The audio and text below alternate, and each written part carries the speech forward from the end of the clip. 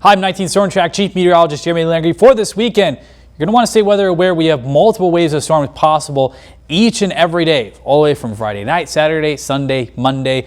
Rainfall rates could be up to 1 inch to 2 inches per hour in some of these storms, and not to mention severe weather is possible.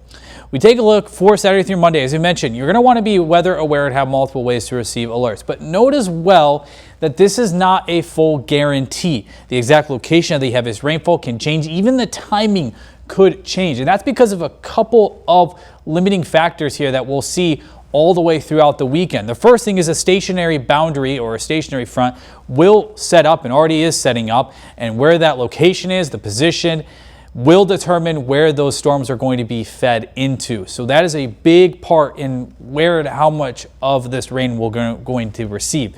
And then also previous convection. We might have storms that might stabilize the atmosphere a little bit and allow us to maybe have more dry periods than not.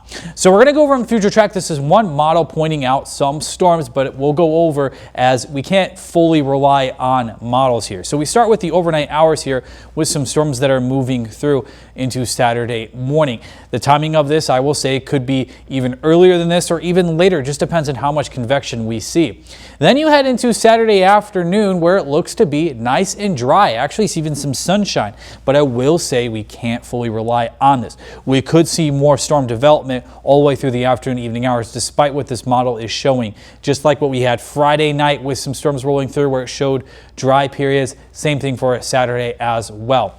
But either way, we're pretty much guaranteed as we head overnight to see some showers develop into Sunday morning.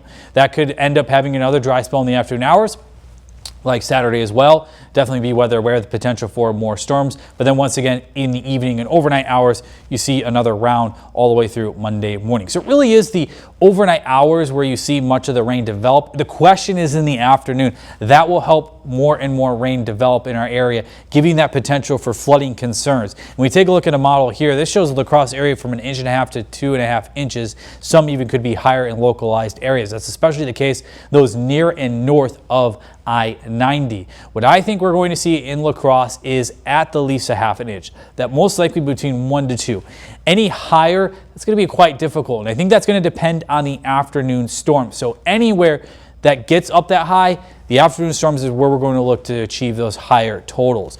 Other than that, we went over all this rain. Just note that this weekend is going to be quite hot as well. Humidity is up there, so we are going to see that all the way throughout this weekend, but it will knock itself off.